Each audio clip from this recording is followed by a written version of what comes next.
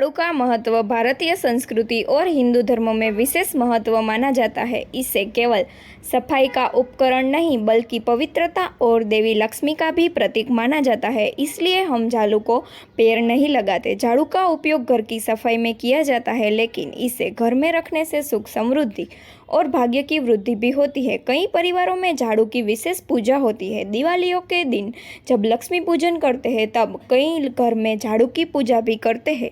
हिंदू धर्म में झाड़ू को देवी लक्ष्मी का प्रतीक माना जाता है। इससे माता के आशीर्वाद का स्रोत भी माना जाता है, जिससे घर में नकारात्मक ऊर्जा दूर होती है और सकारात्मक ऊर्जा का वास होता है। और हमें यह ध्यान रखना चाहिए कि झाड़ू के साथ पैर नहीं लगाते, क्योंकि यह पवित्रता का एक प्रतीक माना जाता है। इस तरह झाड़ू का सही रखवाल करना और उसका सम्मान करना घर में सकारात्मक और समृद्धि बनाए रखना एक महत्व का कारण है।